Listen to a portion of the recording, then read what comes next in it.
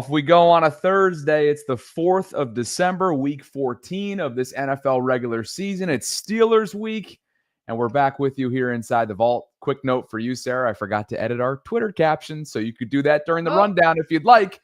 But we appreciate you guys for being with us. I am Bobby Trossett. This is my co-host and partner, Sarah Ellison. Today is brought to you by our friends at Primary Residential Mortgage. And as we learned last night, Mark Andrews ain't going anywhere, and somewhat of a surprise move, particularly if you've been following along on the vault as early as this offseason when we knew all three tight ends, including Mark, were entering contract years. I think a lot of us felt almost universally in agreement that it would be Isaiah Likely as the future tight end. And maybe that's still the case, but it just got a lot more complicated given Mark Andrews' extension, which is what the Ravens announced last night. We'll begin there. We have also Brooke Pryor coming on in a little over 20 minutes from right now to talk about the Steelers. She'll help us preview this Week 14 matchup in Baltimore coming up at 1 o'clock on Sunday. And Marlon Humphrey issues a challenge. Given that it is Steelers week, he's one of the longest tenured, if not the longest tenured on the defensive side of the ball, I believe, Raven. He issued a good challenge, a stiff challenge for he and his teammates. So all that more is what we have coming up. A $100 Fanatics gift card. It's a fresh new giveaway month. So go get a head start before we tell you about that coming up in just a bit by clicking on the link that we have in a couple different places, including the live chat and also at the top of the show notes. It's good to see you, partner. Lots to get to today. It's good to see you with a brand new high and tight haircut. Look at that. Look at that smooth comb back there. Oh, yeah. Oh, yeah. Ain't no Beatles around here. People telling me that I was watching the Beatles and going emo and this, that, and the other after Bobby Bangs showed up yesterday. And then I went high and tight military, baby. Yeah, let's get rid of the Bobby Bangs and the Bobby Lloyd Dumb and Dumber look. We don't need that anymore. I like this high and tight and the Volt t-shirt, just looking good all around. You know who else is feeling good? You know who else is feeling good this morning, just like you? One Mark Andrews. How surprised were all of us that on December 3rd, middle of the season, we're ramping up for Ravens Steelers week. And out of nowhere, the Ravens announced that they have agreed to terms on a 3-year contract extension with Mandrews, as Lamar Jackson always likes to call him. And we're going to, break this all down from a team perspective for sure. There's so many different elements of, if the Ravens should have re-signed him over Isaiah Likely, what's going to happen with Charlie Kolar? We'll talk about the team aspect in just a minute. But just from a personal side, I'm happy for Mark Andrews, okay? I mean, I was one of many people that were very tough on him coming out of that divisional round loss. He had the fumble. He missed the catch on the 2-point conversion. He didn't talk to the media, all that kind of stuff. He was in a very low place. I know he was, and I didn't want him to be in a low place. That was just all football analysis.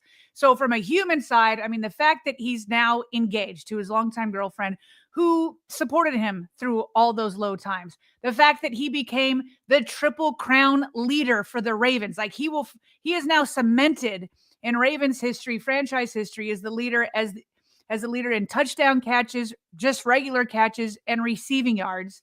And now he's got a brand new contract. And, while his stats are down, as everybody's stats are down this season, I mean, with Lamar Jackson being hurt and playing the way he is, like the offense has just been down. Everybody's stats are down. But in a bigger picture, it's like been a bounce back year for him, getting over those low moments. So I just wanted to say, first and foremost, I'm happy for him as a person. Yeah, as am I. It's been a banner year for him. And now here are the numbers. Here's where Mark stands going into what was a year of probably uncertainty for him as a professional. Personally, you never know what's going to happen. Is this going to be your last year in Maryland? Well, no, you're not going anywhere anytime soon. It's a 3-year, $39.3 million extension. That's from Mike Garafolo of NFL Network, $26 million of which is guaranteed. And as you said, he is probably, I mean, you didn't say this, but I think this is the perfect way to cap what you said. Summarize what you said. He's a future Ravens Ring of Honor member, and he's a historic player, and he's still waiting, in my mind, to accomplish one thing that he hasn't yet. We're going to get into that in just a second here. What is one thing left to prove for Mark Andrews? We'll have that discussion, but you take a look at the average annual value for tight ends now. He finds himself top 6. I believe that number gets him to top 5 come 2026. But you let me know, because you threw this screenshot in here in terms of the positional value of where he finds himself in the top 10. Yeah, I mean, this is where Spot Rack has him this morning with the 13-1. And it, about tracks when you have the 39.3 million over a 3-year extension. So 13.1. And so I think the question kind of leads us next is, I guess, two kind of questions. Did the Ravens make the right decision in re-signing Mark and not re-signing Isaiah Likely? And then number two, is 13.1, a top 6 tight end money appropriate for Mark? So go ahead, Bobby. You want to answer those first? Sure. Yeah. And so I think that number, by the way, that 13.1 come 2026 will actually get him to top 5. So as you put here, he's top 6 for the moment. When things shift over to 2026, he'll be a top 5 paid tight end, and that things will change.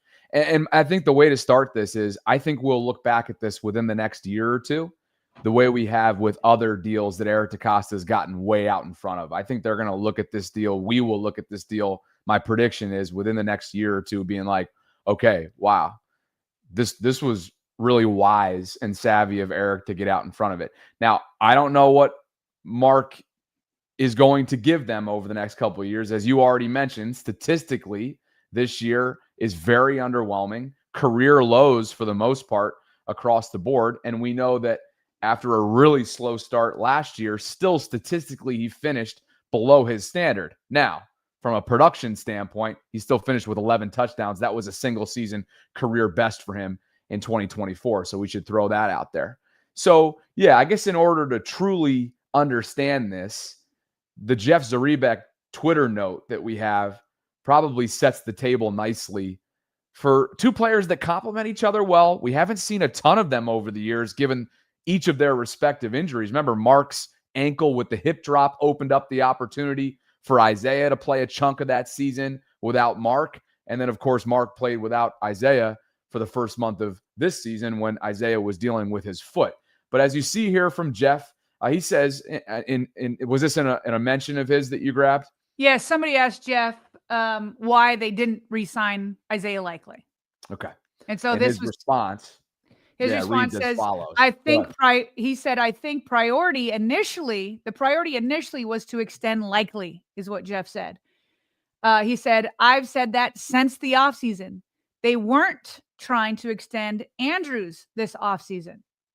They were trying to extend Likely, but they never could agree to a deal, and they wanted to keep one of them. And so, Bobby, to kind of answer my own question from a few moments ago, like, is it the right decision to sign Mark over Isaiah Likely?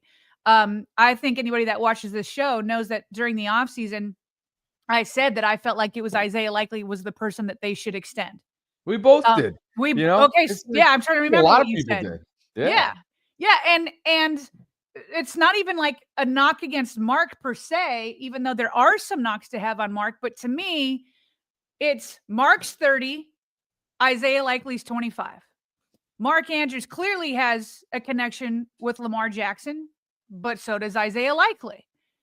And so to me, it's simple, like, what do all GMs look at? It's all about age. And so I'd rather have a tight end that's going into his prime years at 25 years old that also has a connection with Lamar Jackson, rather than a player that's going to go out of his prime years. Now, Mark at 30 can still get a lot done. By the time this is over, he'll be 33, 34, wherever his birthday falls in the year. And so that's why I would prefer Isaiah. Like, I just felt like he had all that chemistry with Lamar and he was an up-and-comer. So in a vacuum, I would like Isaiah Likely. That being said, my guess, and this part is just speculation, this from Jeff is a report. Those are the behind-the-scenes details. They were trying to extend Isaiah Likely. That was their priority. They didn't come to a deal. So then they're like, fine, well, we're not going to lose both of them. So they come back around to Mark. Mark is the type of guy that wants to be a Raven for life. He strikes me for sure as a loyalty guy. Plus, he's already had his second contract. Isaiah Likely, this is his moment, right? This is his moment to get that big second contract. And so I don't know what they offered Isaiah, but if it was in this neighborhood, I'm Isaiah, and I'm like, man, I would really like to be closer to like top 3 money, maybe number 1 money. And he decided to bet on himself. And unfortunately for Isaiah, he's injured his foot during training camp. And unfortunately for Isaiah, Lamar Jackson has been in a slump. Lamar Jackson has been injured. And so he and Lamar haven't even really been on the field together, both healthy, healthy at the same time. Yeah, remember, like Isaiah returned for the Kansas City game. Well, guess who exited the second half for multiple weeks? And so that's a really unfortunate reality that you illustrate here, which all starts and ends with the decision to bet on yourself, and then not long after go down with such a freak fluke foot injury in training camp. Who was the DB that he stepped on? Was it Sanusi? I can't remember who that was. Maybe the live chat can help us out with that. But I remember it happened late in training camp, which is such a bummer. It is a bummer. I don't remember who it was with.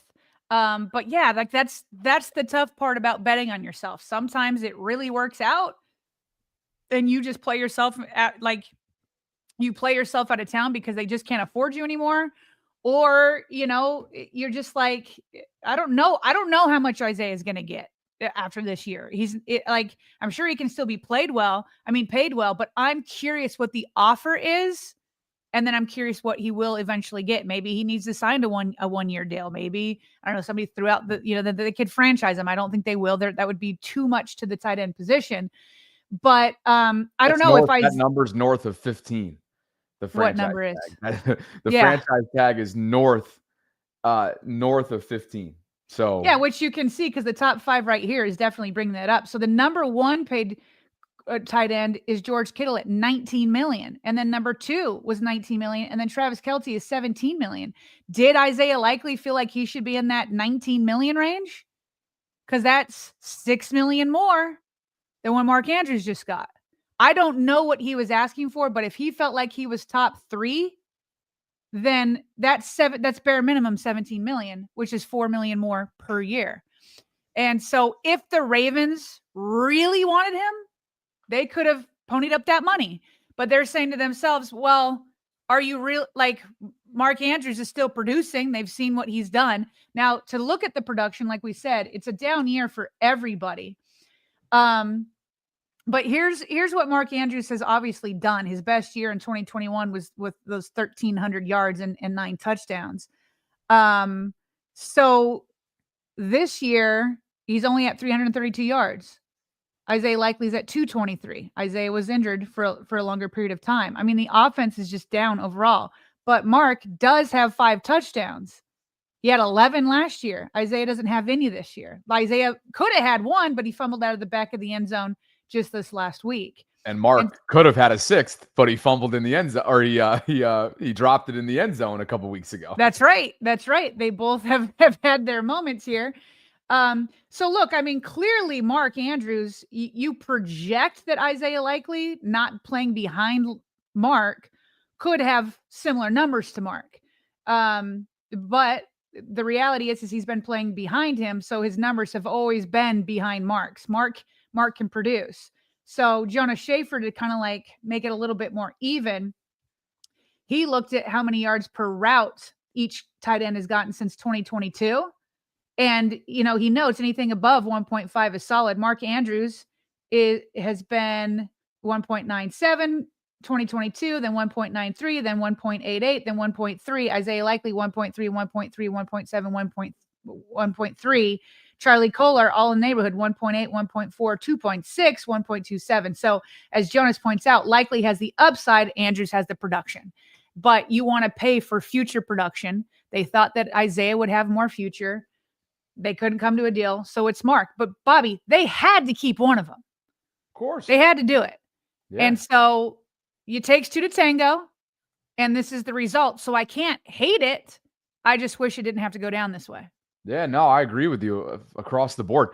Something tells me too, with Isaiah now dangling out, right, like a carrot in the coming months with the offseason approaching, something tells me there's going to be maybe a team that is in that lucrative window where they have their franchise quarterback on a rookie deal, and they're like, hey, we got some cash flow. Let's bring in a player and pay him as he's projected to be based on what he's done in Baltimore, and let's bring him in here to be tight end 1. And the crazy thing is, while Charlie, just based on, unfortunately, him, the numbers game that he's had to play behind both of these players for the last several years since he was drafted, he obviously won't be creeping into this realm of top 10 tight end money. But it wouldn't surprise me if a team's out there that's also tight end needy, that sees what Charlie did at Iowa State as a pass catcher, that sees what he's done in Baltimore, and they're like, hey, we're willing to pay him handsomely as well. And they both end up elsewhere in free agency, in which case the Ravens will have to do what they've always done well, Sarah, and that is replenish at tight end through the draft and build, Mark Andrews' successor out that way, whether it be on day 2 or day 3. I could totally see that scenario playing out. Now, on the flip side, here's what I'm still worried about with Mark Andrews, and we might be on different pages on this. I remember when I was being tough on Mark Andrews, and we talked about coming into this year. I said multiple times, I had no doubt that Mark would still have a good regular season. Given the context of not having Lamar healthy, and then when all those games that he was gone, and then even being back, that he hasn't been healthy. Given that context, I feel like Mark is playing fine. Like, it's still like he's playing fine. My question has more been about playoffs, because when the national media talks about the playoffs, they mostly talk about Lamar. That's fine. Lamar himself feels like he's underachieved. I'm sure the team is underachieved. It's not just Lamar, it's everybody. Mark is one of those people that I feel like has underachieved in the playoffs. And it's not just what happened in Buffalo, although that certainly includes it, the fumble, and then also the dropped 2-point conversion. But it's also just a lack of production in the red zone, scoring touchdowns like he normally has. And I just haven't seen Mark Andrews step up the way you would see, say, a Travis Kelce would in the playoffs. When, like, Travis Kelce, you're in that AFC Championship game against the Ravens, and Kelce makes plays. He makes something happen for his quarterback. Like, he's a guy, he's getting into other people's heads. He got into the Ravens' heads before the game even started. Like, there was just that it factor that he brings to the playoffs. So Mark is right by Travis when it comes to, regular season production. Sometimes he's obviously right there with Travis when it comes to pay. Travis gets paid more, but Travis also makes more magic happen in the playoffs. Mark hasn't done that. So again, I'm not angry about this signing, but I still want for Mark redemption in the postseason, just like I want it for Lamar and others. But Mark is a big piece of that. Like, who knows if the Ravens would have gone on to the AFC Championship game if he would have not fumbled and he would have caught that pass. And then just the lack of production overall, I feel like he still has that part of his game to prove, and I would like to see it happen this year. That's one thing he has left to accomplish. They got to get there first for him to have a chance to do that. But as you know, but yes, there's one thing left to prove if you're Mark, and that's the signature playoff game. That's the signature playoff moment. I did a U this morning. I did a deep dive. And after I finished the deep dive, I thought to myself, wow, that was extremely time consuming. I went and looked at every single one of Mark's playoff games. And there is no question, Sarah, that it is highlighted. There are 8 of them, by the way, which does not include the Houston divisional round game en route to the AFC Championship game, because he was busting his way back from the ankle injury. They didn't feel like he was ready. He returns for the AFC Championship game, was a non-factor there. As we all know, the majority of the offense was a non-factor that day against the Chiefs. So anyway, quickly, we got Brooke Pryor coming on here in just a minute, but I did look at every single one of these games for context. But I think, the point stands that you made. It's been generally speaking, there has been an underperformance. There has been the infamous drop that'll highlight everything. There was the fumble earlier in that game in the Bills divisional round game, as we know as well. And really, the drop percentage is concerning. It more than doubles when you compare it to that of his regular season standard. Those are all concerns. I do think there's some context here as well within these 8 games. So, of course, his playoff debut, I think we can all give grace to somebody who's making his playoff debut as he did in January of 2019 against the Chargers. 3 receptions, 7 targets, 31 receiving yards, and no touchdowns. To your point, there's a goose egg across the board. 8 games, no touchdowns for Mark. The divisional against Tennessee, a brutal night. Derrick Henry ran all over the Ravens that night. We all remember it. 4 receptions, 7 targets, 39 receiving yards, 0 touchdowns. And yes, he did have at least 1 drop in that game as well. And I believe that was the game where one of those drops was actually a tipped interception. So that's the context that should be thrown in there as well. The wild card the following year against the Titans, this was a win in Tennessee. 4 receptions, 6 targets, 41 receiving yards, no touchdowns. Later on the following week, the game that Lamar left concussed late in the third quarter after that errant snap. This was a loss to the Bills. 4 receptions, 11 targets, 28 receiving yards, 0 touchdowns. I mean, maybe we're getting tight on time here. I don't want to go through every single one of them. But look, the Chiefs game, obviously the entire offense struggled. The wild card against the Bengals in January of 2023 when Tyler Huntley started at QB1. We all remember how that game ended. He had 5 receptions that night, 10 targets, 73 receiving yards, no touchdowns. And then, I think the context that's also required against the Steelers team in the wild card round is they ran for dang near 300 yards that day. So I'm not sitting up here making excuses for him. I'm just wanting to include a little bit of context in some of these games. It has not been good for Mark in the postseason. I think he'd be the first to admit it. And it hasn't been good for a good chunk of the offense, including Lamar, throughout the postseason as well. So that's just something I did this morning. He's still waiting for that signature moment, that signature game. And to your point, hopefully it comes this January. Well, yeah, I'm glad you looked all these numbers up. It's nice to have them. I've bookmarked this tweet, by the way. But you didn't just say your conclusion, which I'm wondering why. You have at the bottom of this, I'm not buying the not clutch narrative. Why is that your conclusion? You just put out a bunch of evidence that he hasn't been clutch. And so it's interesting that you've laid all of that out. You took all the time to put out those numbers.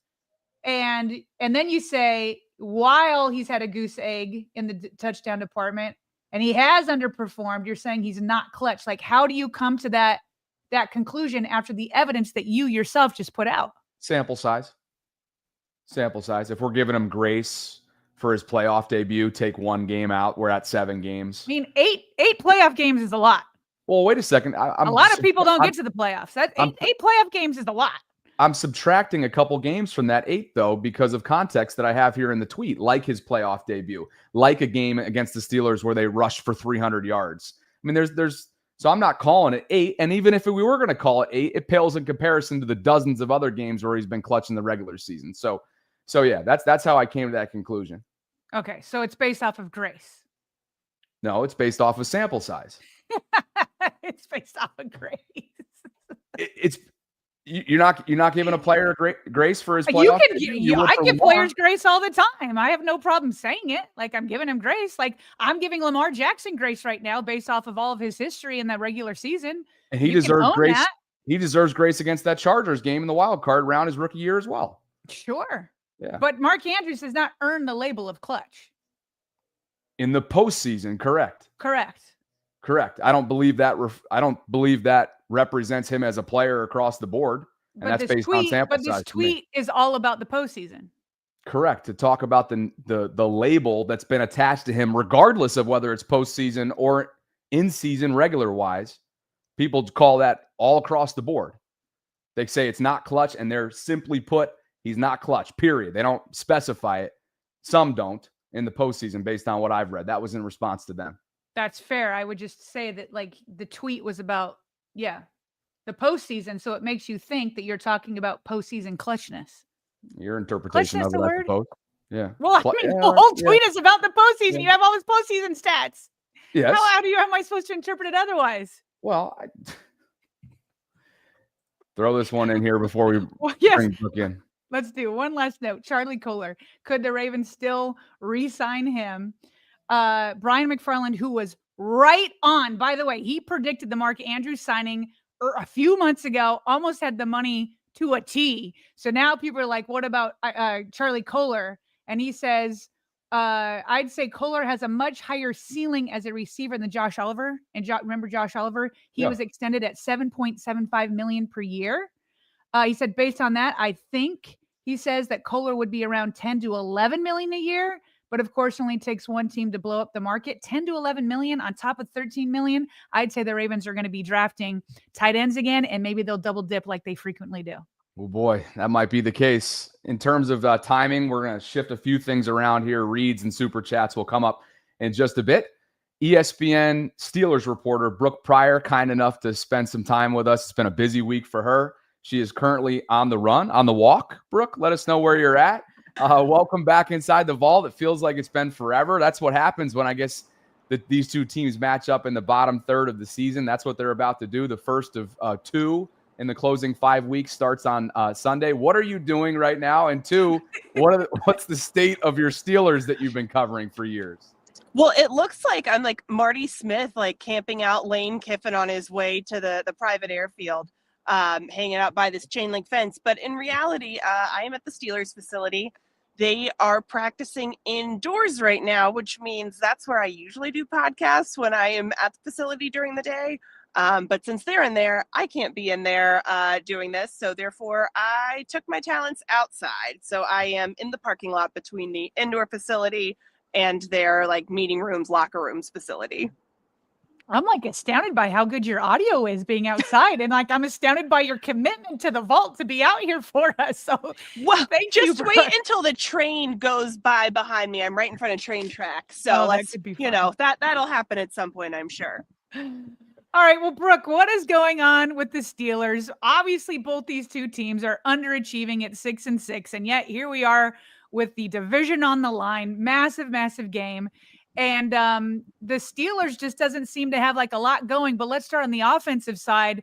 What's happening there? And, I saw you get into it a little bit with Mike Florio and the receiver film room discussion. So fill us in on that. Oh, man. Well, first of all, there's not a lot going on the offensive side of the ball, which is part of the problem. They are struggling to effectively, anything really move the ball. Part of that is because of Aaron Rodgers' fractured left wrist. Yes, it's his non-throwing wrist, but he did not go under center last week. That therefore limits the play action game. They weren't great at play action anyway, but still, I think it made this team just a lot more one-dimensional. They couldn't run the ball. They weren't passing the ball effectively. He's been missing receivers. He hasn't completed a pass beyond 20 yards, I believe, in a while.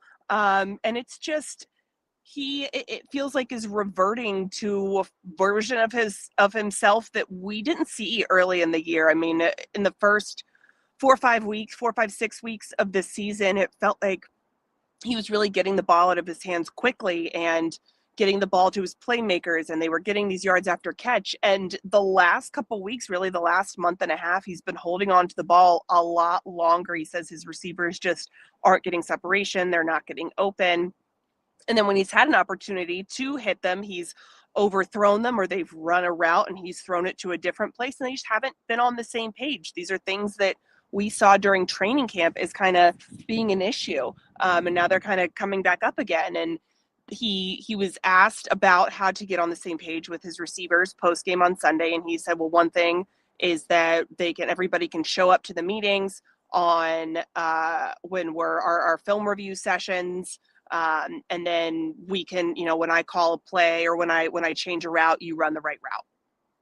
And there was an interpretation of him saying, pass catchers show up to meetings, as guys were not showing up to meetings. And so when we had an opportunity to talk to him next on Wednesday, I asked him to clarify, what did he mean by saying pass catchers need to show up? Has there been an attendance issue?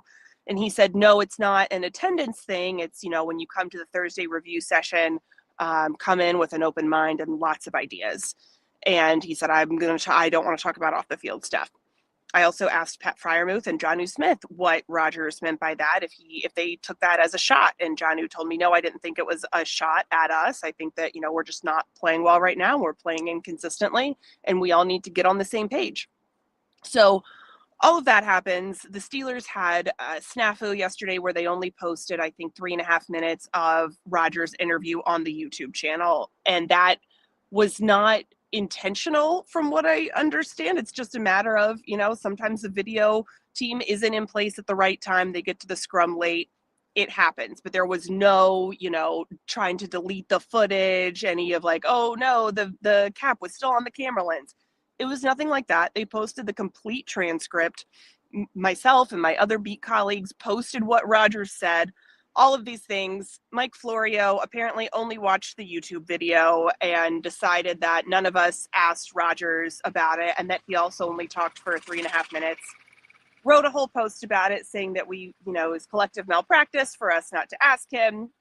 And I had kind of had it at that point, and I posted the video clip where I asked him and the transcript and everything else.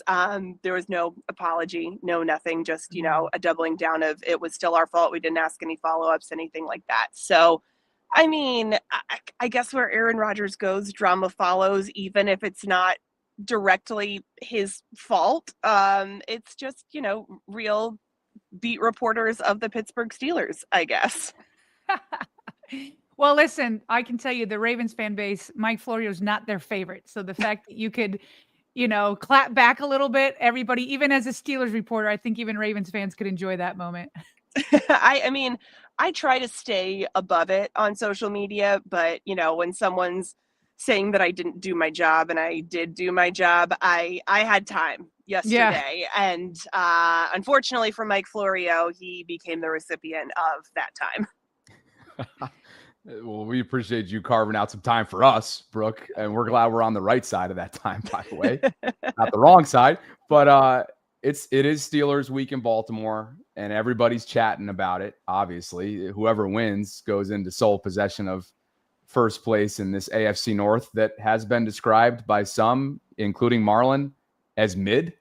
The live chat's also referring to the matchup as mid, that modern term. So here is what Marlon, though, had to say specifically about it. Talk is cheap, man. And of course, this is a much maligned defense the first 5 weeks, right? And since then, this defense has really turned around to either average in some categories or above average in others. And we'll have to see if that takes shape over the next month or so. But Marlon's quote is, talk is cheap. How you play will speak way louder than your words. If you can't get up for this one, I think that shows something about your character. I think that shows something about your will. And honestly, I think that just shows if you are or aren't a Raven, this is definitely a must-win game. You've mentioned some of the health concerns over there. Maybe none bigger when it comes to this Ravens offense than Derek Harmon's absence extending. What are you expecting based on what they put on tape last week? Because Mike got up there this week, as you know, and said, hey, look, if you don't have bigs in the AFC North, you're going to be running on the beach. Classic wordsmith. I love watching his press conferences during these weeks. But what is your expectation coming off an embarrassment on their home turf against the Bills? Yeah, it was their worst rushing defensive performance of the season. They gave up 249 rushing yards. James Cook just feasted on this run defense, and they were running the same two plays over and over and over again. That's what TJ Watt said was especially frustrating. And so from the Pittsburgh Steelers defense, not having Derek Harmon again is really frustrating, and they have got to make some adjustments. I don't know how you make those adjustments because you can't just conjure up a big man out of thin air. And by the way, this defensive tackle group has dealt with a lot of injuries this year that have been sneaky big. I mean, Dean Lowry was a veteran they re-signed in the offseason. He tore his ACL in the preseason. Daniel Ukale, another veteran, tore his ACL during the season. They just don't have necessarily a ton of depth up front. And that was a thing that they dealt with last year, which is why they drafted Derek Harmon. I mean, I vividly remember Mike Tomlin doing an interview with NFL Network that we saw during the draft where he said, I don't think I was out of the showers yet in Baltimore when I knew that we had to get more physical and that we had to increase that physicality, talking about the way that, this team lost in that playoff game, giving up 299 rushing yards, 186 rushing yards to Derrick Henry.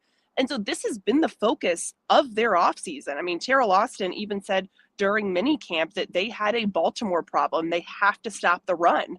And this is their first opportunity to see if they have been able to figure out how to stop the run, but they are doing it kind of with one hand tied behind their back and, their biggest acquisition not playing, at least their biggest draft acquisition not playing.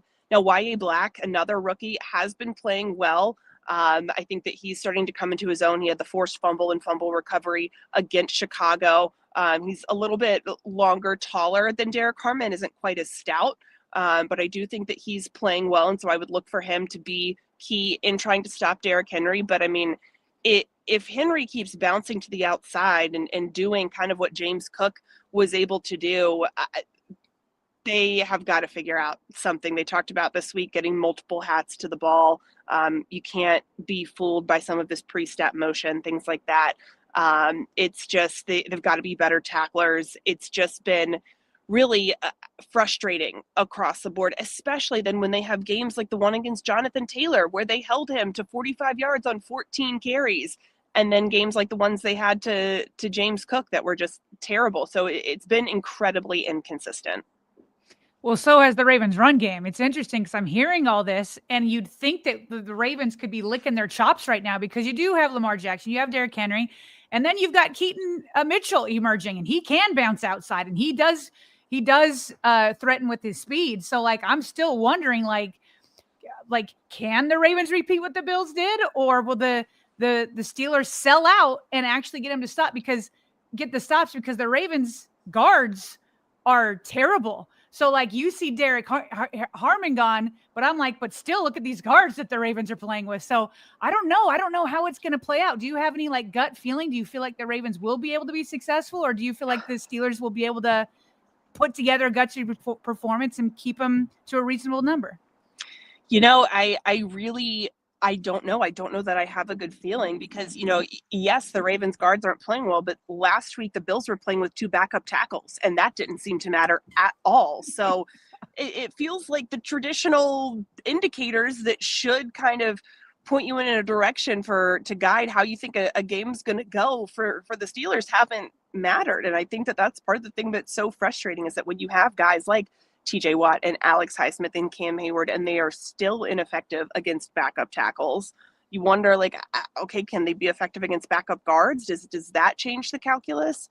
I think that this is a gut check game. I know for both organizations, but especially in Pittsburgh because they have lost 5 of the last 6. Last year, we know they ended the season with 5 consecutive losses, including in that playoff game. Mike Tomlin is hearing chants for him to be fired. Former players are saying that he should be fired. You know, this is the kind of game that in the past you would think, okay, the Steelers are gonna win this one because everything on paper says that they shouldn't, which is kind of how I felt about the Colts game. But like that, I felt like, okay, this is the kind of game they shouldn't win. They'll find a way to win, but that's not this season. This season, you know, if they're not supposed to win, they're not going to win. But then sometimes they find a little bit of magic. So I really have no idea how this game is going to go, which makes it fun. Maybe mid-offs are more exciting than like top tier playoff style matchups. Mid-offs. Well done. Well played. Gosh, you just distracted me too. What the heck was I going to ask you? Oh, Patrick Queen. How would you evaluate his first couple of years there in the second level? Well, I know that Trey Essex, former Steeler, has been on social media saying that he is not a fan of Patrick Queen. I think it's gone okay. I mean, I think that there's plays still out there that he could have made. He's had a lot of missed tackles, but he's also made a lot of tackles. Speaking from the media perspective, he's been the guy that I think really holds this team to account and is very much a heart and soul leader of this defense, even without being a captain. He's a guy that takes every loss really hard, and he takes wins really hard, and that he is never satisfied. He is more upset after a win than I've seen anybody if he feels like the defense didn't live up to its potential or if he missed plays. But I think that, you know, what he wants to do and what he is doing, sometimes his words aren't always matching his actions, just, you know, because of the scheme, because of talent, because of whatever it is. But right now, you know, it's going to be interesting to see if he's able to go on Sunday. He did not practice yesterday with that glute injury. I've seen him walking around the locker room. He's moving pretty slowly. I believe it was first reported as a back contusion. Mike Tomlin called it a glute injury, but it is definitely like back, lower body type thing. And something like that, I mean, that can be something that would really limit him in what he's able to do in the role that they need him to do it. Can you give us some other updates on injuries here? Obviously, Derek Harmon can't go. What about TJ Watt? He didn't practice. He's got the toe. Has he been healthy? Yeah, I mean, this was the first time that I've seen this toe injury pop up. He usually has at least one rest day during the week, so I wouldn't be surprised if yesterday was a planned rest day, but he also had the toe injury pop up and they just listed it as a toe. They're getting ready to practice now, so that's something that I will be definitely monitoring, and we'll keep an eye on that practice report when that comes out. Other injuries, James Pierre has a concussion and he's in the protocol. If he can't go, that means Asante Samuel Jr.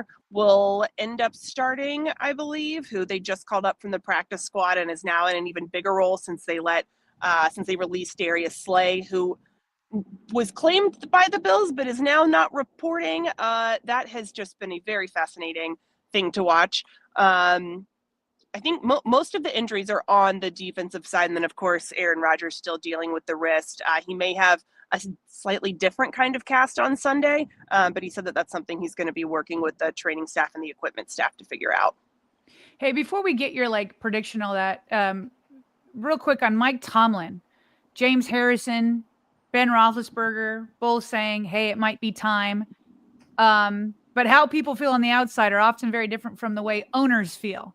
Do you feel like Mike Tomlin's job security is on the line, and will making the playoffs or not making it impact that decision?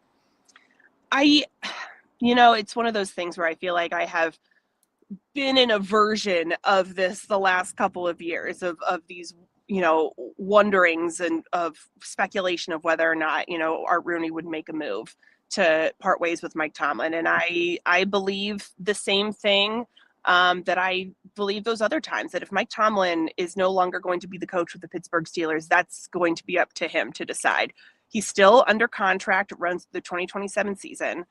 Based on their history and his rapport and the wins that he's gotten for this organization and for Art Rooney, I don't see Art Rooney making that change and being the one to say, Mike, you have to go. I think it would have to be a mutual decision. And I don't think that former players like James Harrison and Ben Roethlisberger saying that are going to sway Art Rooney in that direction. Same thing with the fire Tomlin chance. I don't think that that's going to factor into Art Rooney's decision making.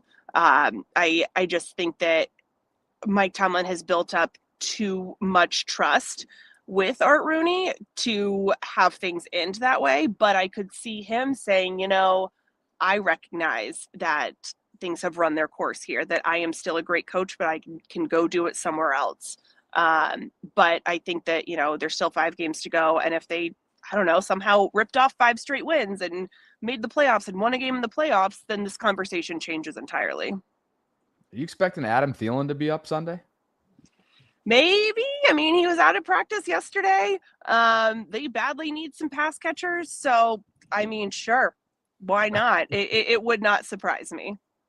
Man, they have been one-dimensional outside of DK, man. That's got to be so frustrating for Freiermuth and the rest of that wide receiver core. I know you're tight on time, practices beginning and whatnot. So do you have are you ready for a prediction? I know it's Thursday. We typically have you on Friday. What's your feeling out there, Brooke? I'm going to go 17-13 Ravens. Ooh. Actually, that's too low. 27-24 Ravens. Careful, what am I saying? You sure it's too low, Brooke? That sounds like a 2008 type prediction. I know that 7, I think it's going to be a close game, but I think the Ravens win. That's my prediction. And now I'm sure I'm going to be absolutely wrong. We hope not.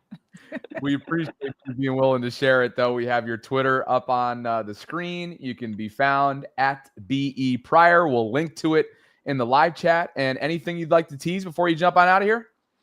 I will be on our show Vibe Check. It airs on Disney Plus tomorrow. New episodes come out at 5 p.m. Monday, Wednesday, Friday. So check it out. I'll have more on Steelers Ravens on that. Awesome. Thank you so much, Brooke. I love all of our guys. guests, but you're one of my favorites. Thanks for continuing to come on. Always love joining you guys. Right. See ya. Totally agree. Yeah. See you, Brooke. Appreciate it. Braving the elements out there. How about it with the gloves and I love the headphones. You're not kidding, Sarah. That was good quality there in terms of her audio. So, guys, you always know the drill. These guys, these beat reporters especially, that are running around like nuts on Thursdays and Fridays trying to finalize the week are doing this out of their own generosity and carving in 15, 20 minutes here and there. So, goes without saying, if you could just shoot her a follow, shoot her a tweet to say thanks if you got something from it. We'd really appreciate that. We dropped that link into the live chat. Again, she can be found on X or Twitter at BE Pryor. A lot of interesting stuff there, Sarah, as usual.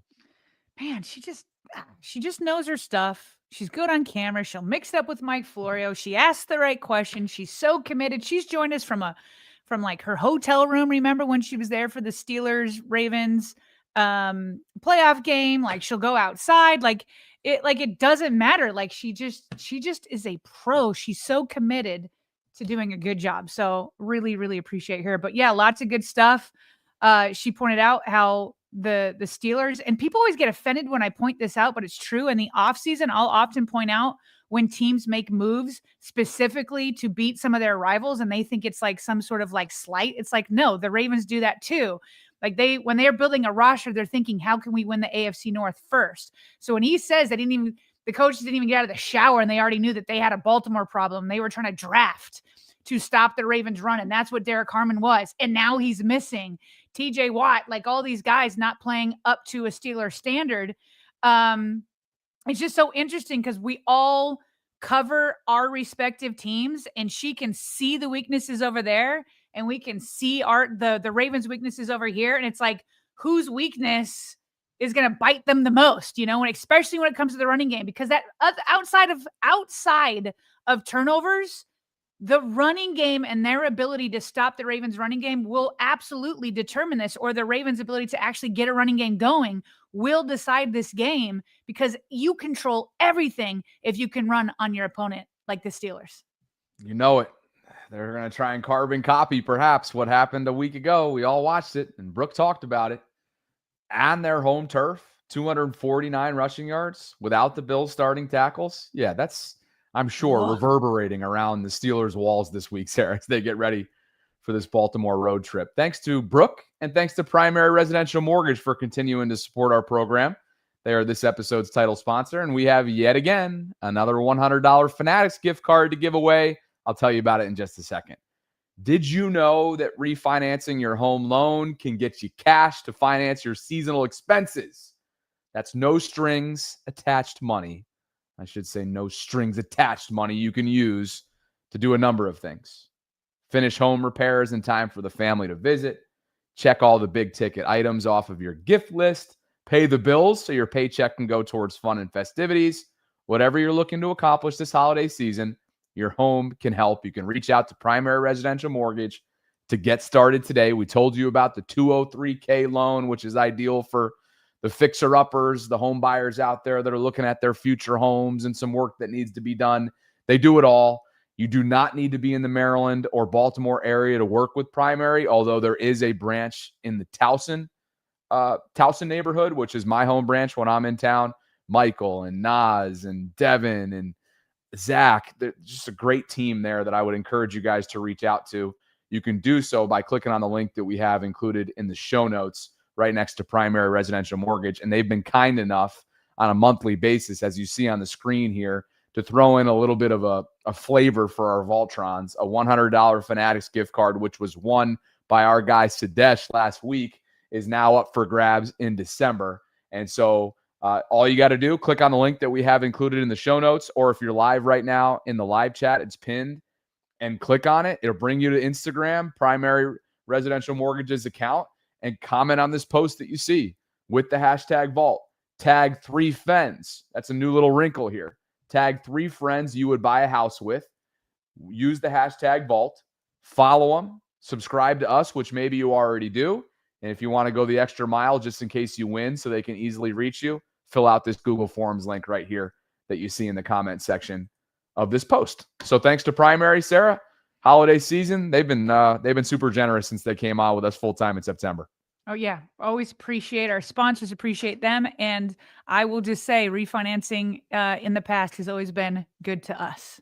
So if the numbers make sense and it's right for you, then they're definitely a good group to go with. And a great place to start to see if that process is even available to you or it would make sense for you. They'll have it all ready to go, make you feel comfortable on that ultimate decision. So thanks to PRMI, and thanks to all of you guys for being with us. Obviously, I wanted to be respectful to Brooke's time. So we usually fit in super chats and reads well earlier. We went long as we suspected we might on our opening topic. So let's get to some super chats now, and then we'll get into the health situation from a Baltimore perspective, and then we'll get on out of here after that. Swat says, boo, boo. He's booing the Ravens front office. He's calling it comedy that they extended Mark Andrews. And look who it is. Our winner from November on this Fanatics gift card giveaway. It's Sadesh is here.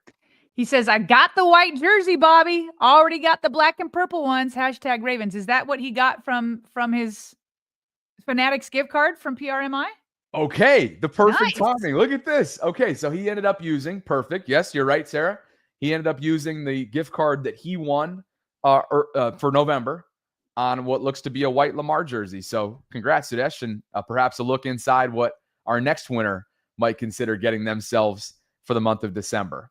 Quion's been on a roll. I mean, he's inspiring topics. He's getting people fired up on the collective. Dreams is with us, and he says it's so many Ravens fans that have turned on Mark. You would have thought that EDC re-signed Fa'alele with how angry a lot of people are today.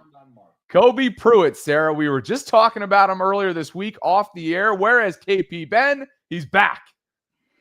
Kobe is back. He says this deal feels wrong.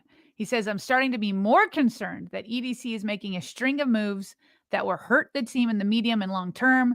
We still have too much sentimentality and hold on too long to show loyalty. Wow. Strong words. I wonder, again, going into your 30s, if Mark Andrews has to stay healthy or else this deal is going to look bad. And for the most part, aside from the hip drop tackle, which was a brutal ankle injury for him a couple of years ago, for the most part, he has been durable. That's one thing he certainly has been. But you're right.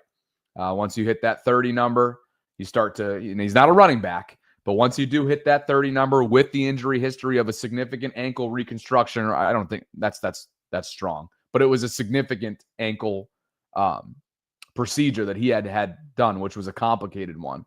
With that now in the rearview mirror and only 2 years removed from it, that is part of the story for sure.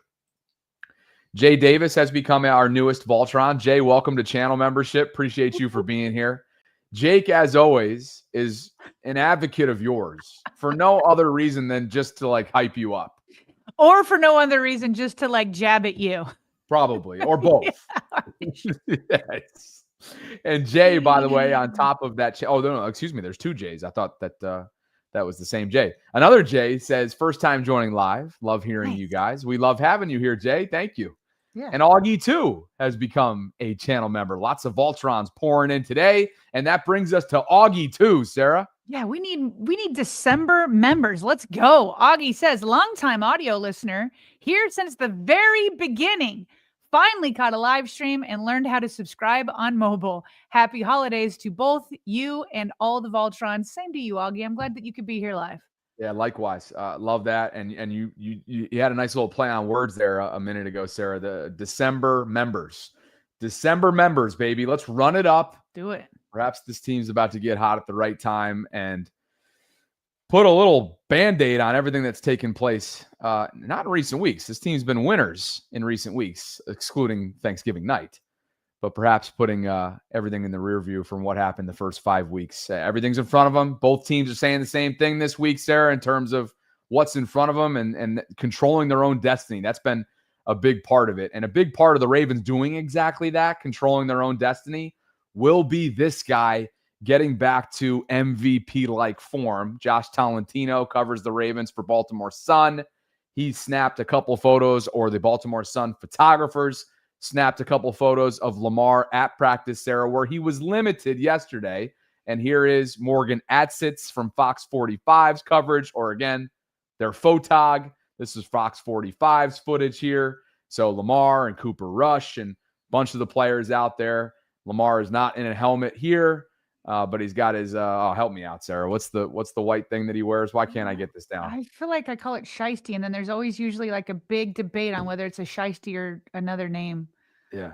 Okay. Some people say it is. Some people say it's not. I don't know. But he loves it. He clearly loves it. And he has on a jersey to love it. There he is with the quarterbacks. Look at them dropping back in unison. Tyler Huntley, Cooper Rush, who's of course been demoted over the last month or so since Snoop became the primary backup to Lamar. So that is that. And this is your Wednesday injury report from the Ravens, which was released yesterday afternoon. Rashad Bateman, Sarah, returned to action. Just one target on Thanksgiving night after missing a couple games with that high ankle sprain. He's a full participant, the first of 3 practices this week. Lamar made his first Wednesday practice in weeks. He was limited with an ankle, so not the toe, not the knee, not the hamstring, but an ankle, limited. Good step forward for him. Tavius Robinson, who is not expected to go this upcoming weekend, according to Harbaugh. He was limited. That 3-week window for him is now activated with the foot. Devontae Walker's been dealing with a groin. He was a full participant.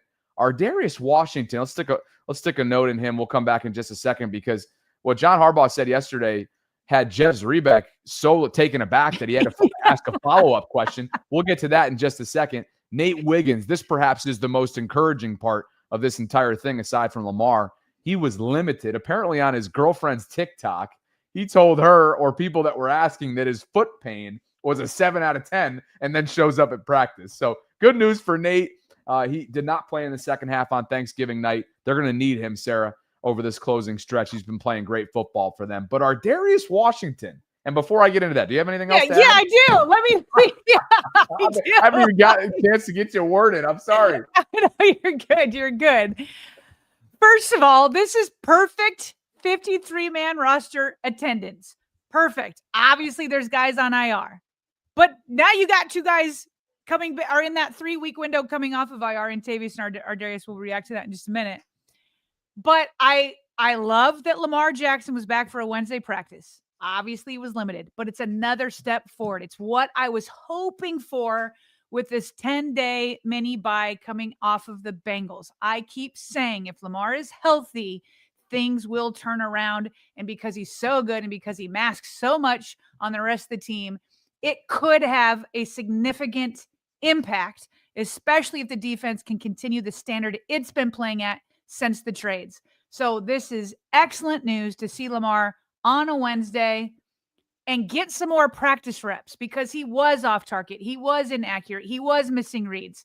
So get him back in the groove, get him back into all of that. Great sign going into the Steelers. Nate Wiggins, as you said, was shocking to me. There's been a lot of surprising things this week. It's the Mark Andrews signing, that Tavius and Ardarius comes back, and then Ardarius is the one who has a better chance than Tavius to play, and then that Nate Wiggins was out there. I was just hoping Nate Wiggins would be back for the second Bengals game, because I felt like we just said it with Brooke Pryor. It's such a one-dimensional offense in Pittsburgh. They only have Metcalf. But having Nate Wiggins out there would be great if he's not pushing himself too far. Like, I don't want him to re-injure anything, but what great practice injury news team-wide. Yeah, no, that's good. That is like the perfect way from 1,000 feet up to start it at. It's a great attendance to have in the month of December. Yeah.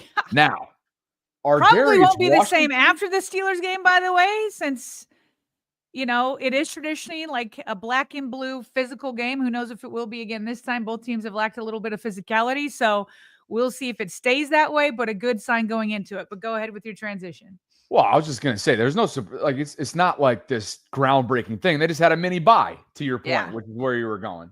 And it might look a lot different a week from now. So enjoy it while you can. Exactly. But Ardarius, I mean, what? Like, Ardarius Washington tore his Achilles in May in a conditioning session. Harbaugh, as you alluded to, gets up there yesterday and says, Tavius probably won't go this weekend. But there's a chance that Ardarius will. Here he is. Let me play it. Not a chance Tavius could play this week. Probably not. I would say. I mean, I think we'd be allowed to do it, but I'm not planning on doing that right now. There is a chance Ardarius could play actually this week. So again, I wouldn't say it's a probability, but I'd say it's a possibility.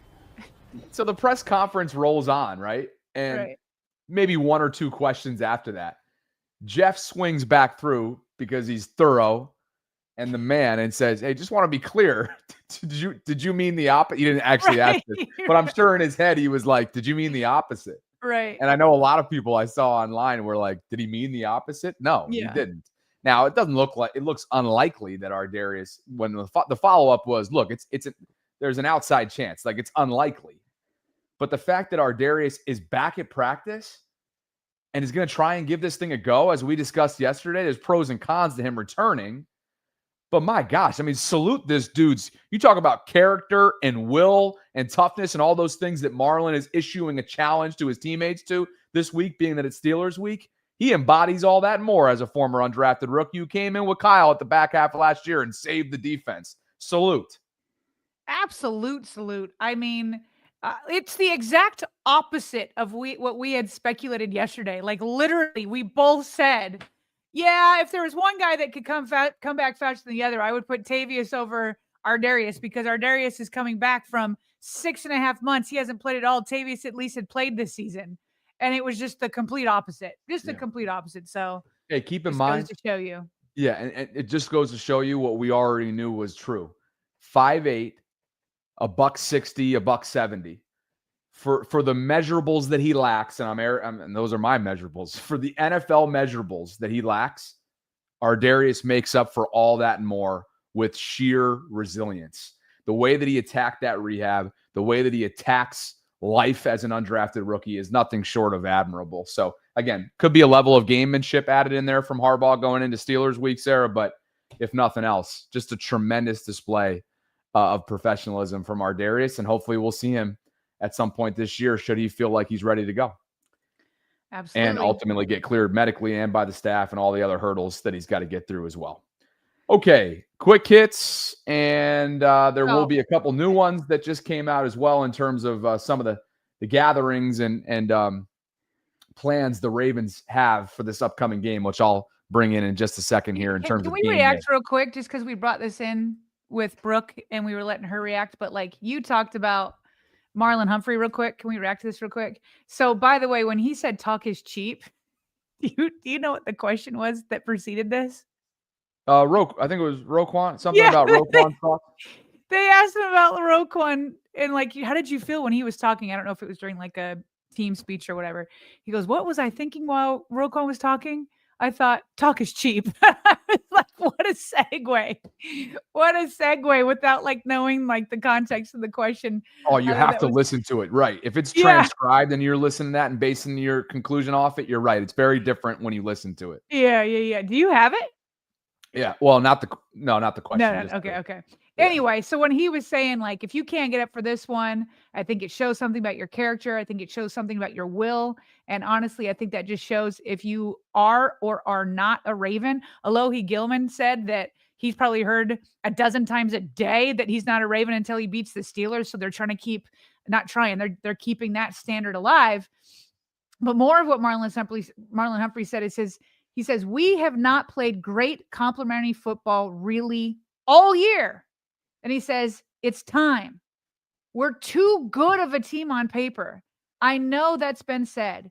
Now it's time to be a good team on Sunday. He says Monday, whatever day we're playing.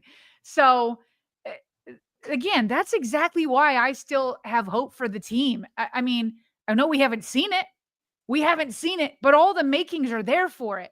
And now all of a sudden you have a healthy Nate Wiggins, a healthy Lamar Jackson, or healthier. And you have like, it just feels like it is time. And it's like time to do it against the Steelers. And you don't have to put up 40 points.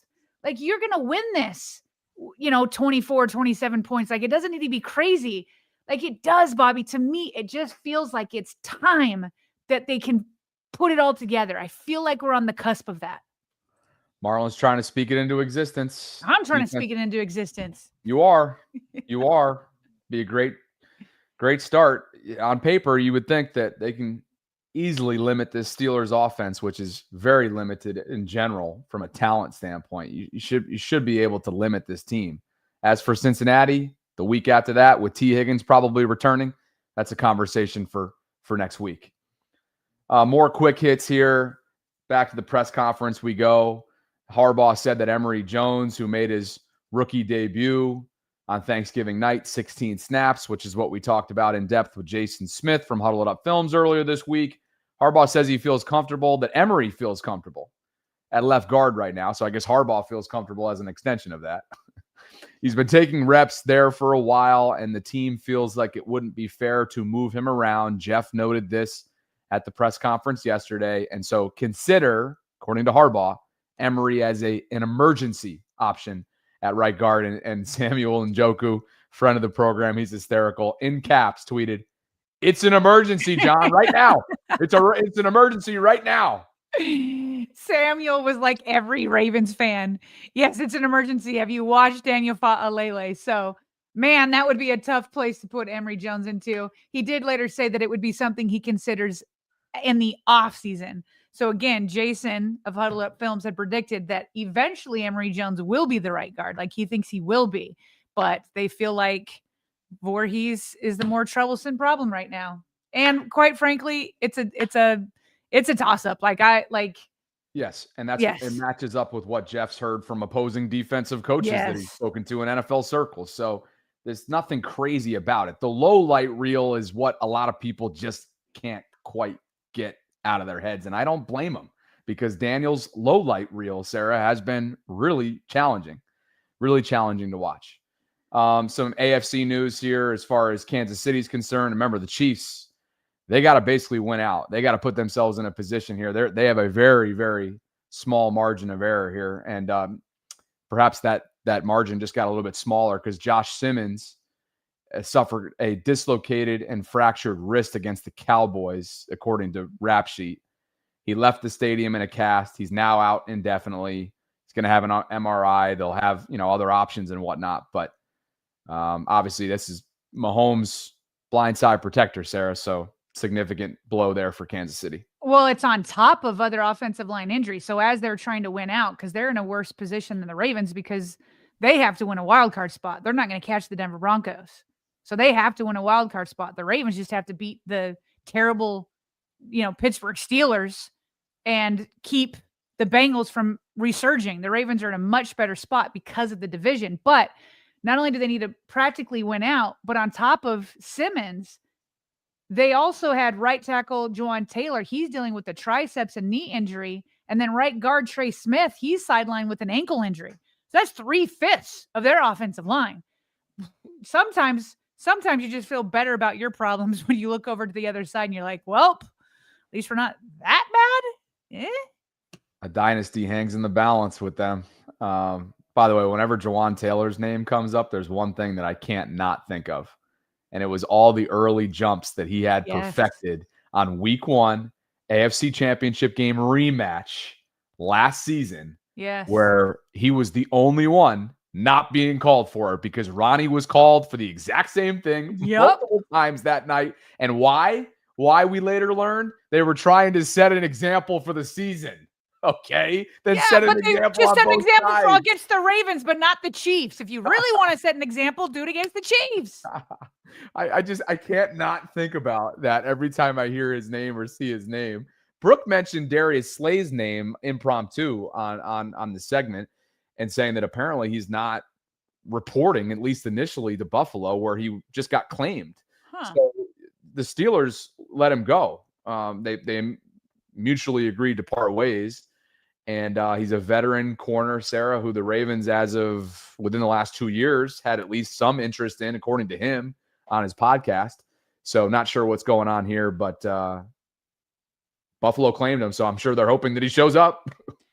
Yeah, I would think so. That's kind of how it goes, unless he wants to go into retirement like Jair Alexander did. I'm pretty sure you got to go once you're claimed like that. What's funny is I was like, should the Ravens look at it just not knowing what was going on with Nate Wiggins? But now that Nate Wiggins is back at practice, I'm like, peace, Darius. Enjoy Buffalo. Yeah, we'll see. Is that the last one? Oh no, I just wanted to give a shout out here. It's like the time of year where social media companies give people their highest watch, like YouTubes, or if you're on Spotify or whatever, they kind of wrap up your year. But Zach here, appreciate him. He tagged us on Twitter. He said the pod gets me through work each day. And he said it looked like he streamed 1,053 minutes, and he's a top 24% fan. I want to know who the top 5% are. I want people who look at their, and not everybody listens on Spotify. So I don't know. Cause some more Spotify people, what are people getting on YouTube? Do they give you a top percentage? I'm just Yeah, curious. not sure how that whole thing works, but Zach was not the only one too. MD at VinaCat87 on X also made sure to share their minutes streamed, which was 1,220. So that's pretty cool. And there were also some people that reached out to me on Instagram specifically. So nice. This is cool. I mean, Spotify's got this whole marketing ploy down to a science. Everybody loves this time of year. So thanks to Zach, thanks to Vina, thanks to everybody else who obviously make this thing go. We wouldn't, be able to do this for now almost 4 years running without you guys. So whether you're the OG audio only listener, like we know there are so many of you, or you're in the YouTube space with us, or you discovered us through Twitter maybe, or Sarah's Twitter, since she's been in that game for a lot longer than I have, and maybe you guys catch the Twitter streams on a daily basis. It all goes towards the same bucket, and we goes without saying, we really appreciate you VAULTRONs for making this thing go. Jig, who's this? Jig Midor Young says he's the top 3% for what it's worth. Who here feels like they're like number one? That's what I want to know. The other thing I want to know is I'm looking at the chat because we don't have the regular names. Who is Miss Fancy Pants? Oh, that's Tisha. Oh, that's Tisha. Okay. Yeah. Yep. That's Tisha. Okay. Right? I mean, you can confirm that, Tisha, but I'm pretty sure it is. Yeah, that's what 1MA is saying. And while we give her some time to confirm, even though I'm pretty confident about that, okay, here is what you can be confident in for Ravens Steelers at the bank on Sunday, 1 o'clock. As Femi told us yesterday, Sarah, via text, the first Super Bowl team, the 2000 Super Bowl team, will be celebrating its title and having pregame and halftime celebrations. So good for them. Ray Lewis will be the legend of the game. So you figured it was either going to be him or Sis for Steelers week, right? I mean, it's just how it goes. Yeah. So Ray will be the legend of the game. The entire Super Bowl team, or I'm sure a good chunk of the Super Bowl team, excluding obviously those that have passed, like the great Tony Saragusa, will be in attendance. The national anthem will be taken care of by the Baltimore Symphony Orchestra. J.O. Jonathan Ogden will be the team's honorary captain. Looks like they're going to have Super Bowl pennants handed out. The Ravens food drive will be accepting food donations outside all gates entering the bank. Parking lots, as they always do, for 1 o'clock games open at 8:30. Ravens walk at 10. The gates to the bank at 11. Should be a fun one. You better not lose in front of all these legends. All the legends coming in. Femi texted us the other day. Sounds like he's looking forward to it. That's got to be a blast for these guys to have like reunions like this. So you better not lose on this, historic night. You got Ray Lewis in the house. There's just going to be too much going on here for you to not like Marlon was saying, that you can't get up. You have to get up for this. You have to. Yep. And the Ravens are going to have to get up in purple and white. That's what they're wearing. Game day threads will be purple on top of white. Okay. So looking at the chat here. His name is Sean. Jigme Dory Young. Okay, he's Sean. That's easier to say. All right. Yeah. What's going on there with Sean? I just wanted to know his name. All these new handles are throwing me off. Yeah, hopefully at some point that'll bounce back because this is kind of frustrating. Captain Hard says Wiggs and Hamilton are the fastest healers ever. Kyle's superhuman when it comes to that, for sure, Captain. And if Nate plays, man, he's going to be seen in that same category, perhaps. Either they're super healers or they like, how sometimes people react to injuries more, overreact to them. But I don't get the feeling that's Kyle. Anyway, Habitual Line Stepper says this fan base keeps joking about 77 getting re-signed like it's not going to happen. Oh, that's going to be a brutal day. He says, I'm just waiting to see how much EDC pays the quote unquote Pro Bowler. Oh, man. I mean, if there's a place that you don't want to give a second contract to and you want to reload, again, Emory Jones better be the starting right guard next year. Right? Yeah, I mean, when you spend a day 2 pick on the guy, of course, you hope so, right? Sophomore season, hopefully he gets a decent amount of experience down this closing stretch. 16 snaps on Thanksgiving night. Will he get his first dose of Steelers football becomes the question. That's going to be really, really something. Because as you mentioned, until you beat the Steelers, as Alohi's been reminded over and over and over again, you really aren't a Raven. Tisha wants to know if she won something or if she's in trouble. I don't know, Tisha. I've just seen your name pop up a lot today, so I was just curious. Neither? Neither? What would you be in trouble for there, Tisha? Huh? Yeah, Tisha. Seems like you have like a guilty mind here. What's going on here? You know, Tisha?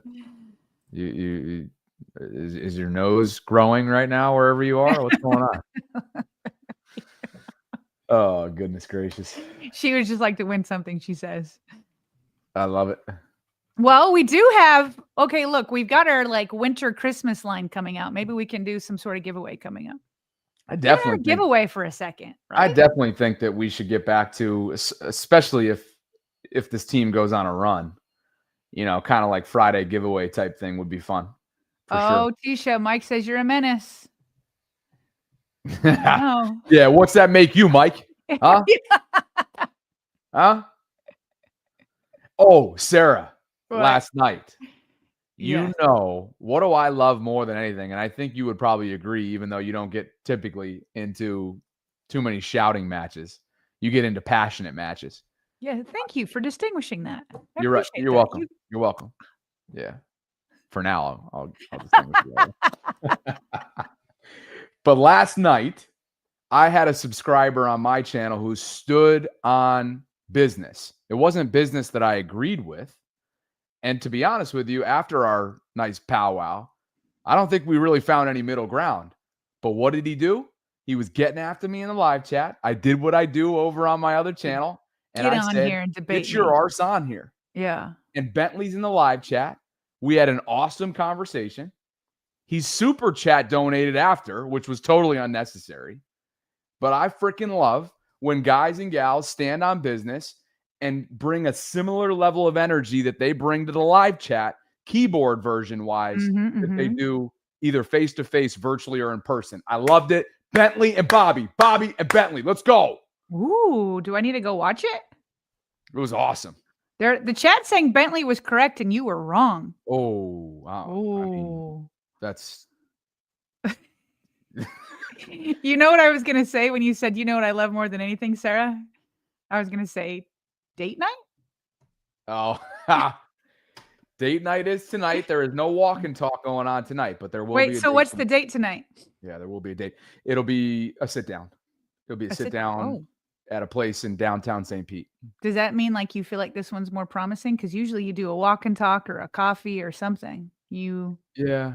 You know what? You know what it would have been though? If it wasn't daylight savings, and I try to be live on Thursdays for the injury report until at least 5:30, and then it gets dark at 6 down here.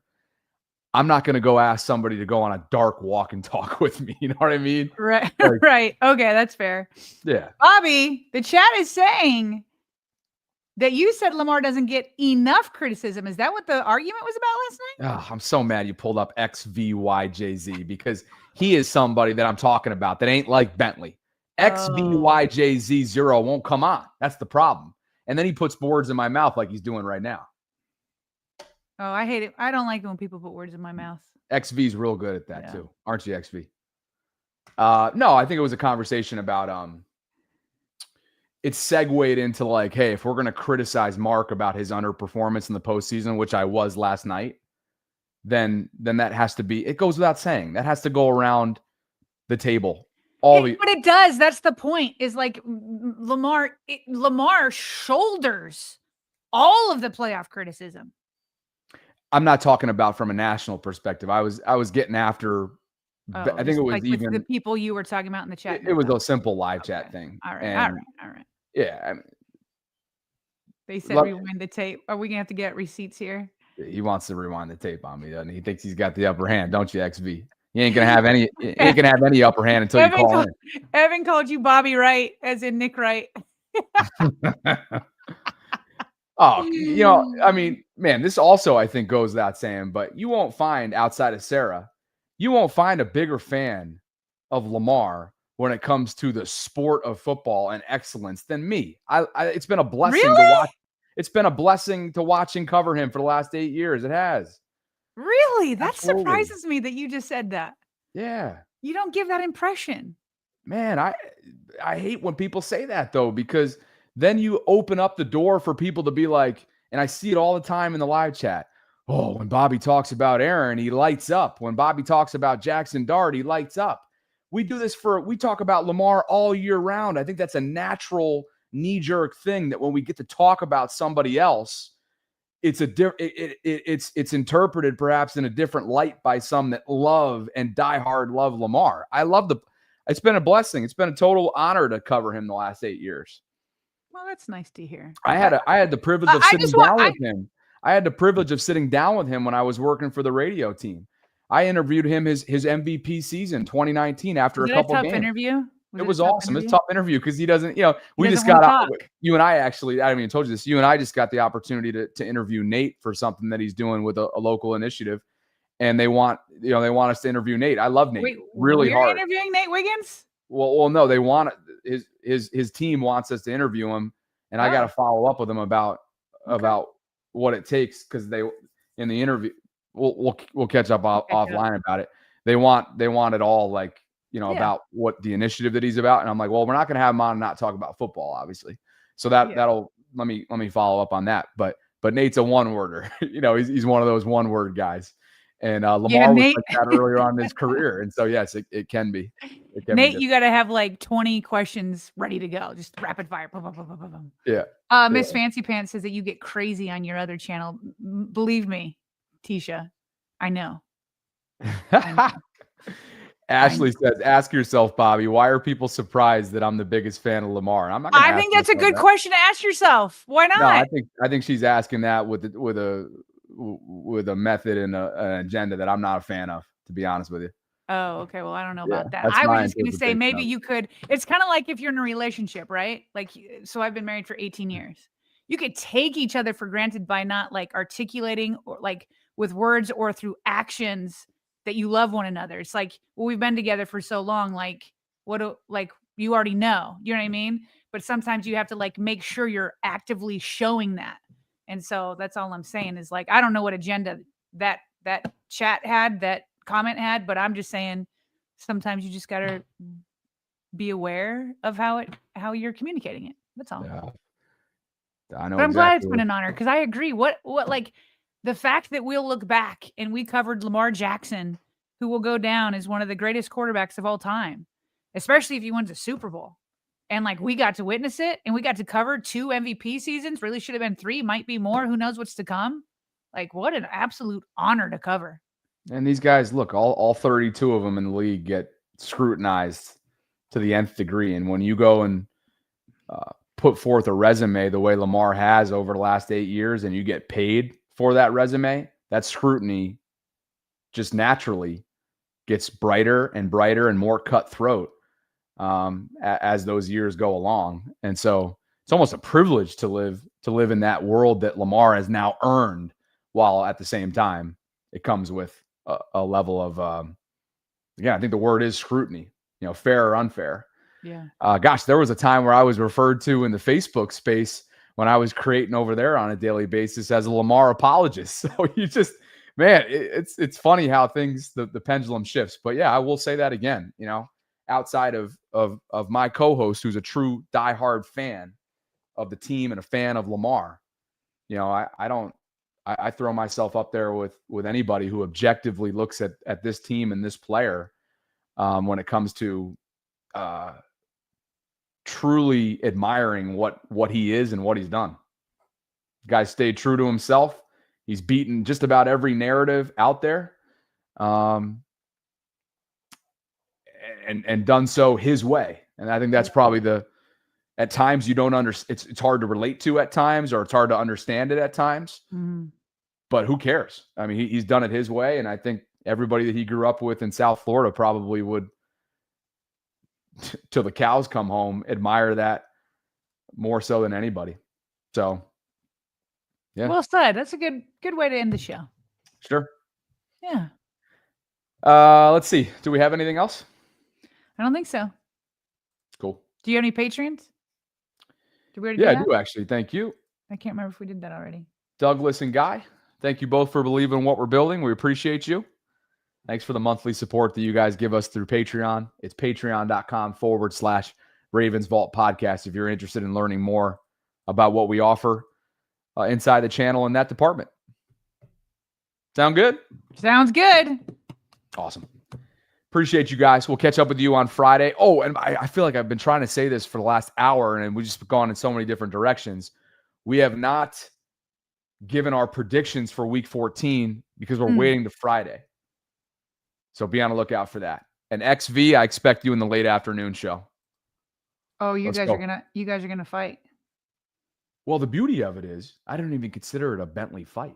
It was an awesome conversation. Yeah, I love conversations where you can disagree without it getting emotional and personal. Yeah. It was awesome. I really respect people who can do that. There was no Oh, XV said XV says I'll be there, sir. All right, I look forward to it. Okay. All right. Have run fun, that back. Guys. All right, guys. Have fun. Appreciate you as always. And again, we'll join you guys on Friday, 4 o'clock Eastern, as always. On weekdays, we'll have our repurposed pullouts that drop for you. Today's will be about Marlon Humphrey's comments. And thanks to Brooke Pryor again for joining the show. She always carves out time for us, and we kept her a little bit longer than anticipated. So we appreciate her as always. Thanks to Primary Residential Mortgage. Guys, go throw yourself in for consideration. This month's Fanatics $100 gift card giveaway, New Year's Eve or whatever later on this month. We'll make sure that we give that out accordingly. So for Sarah Ellison, I'm Bobby Trossett signing off from a Thursday Ravens Lunch Hour live stream. Vaultrons, you never disappoint, do you now? We'll catch up with you on Friday, if not before, and join me later on for some coverage after the 4 o'clock injury reports drop. Catch up with you soon, guys. Later.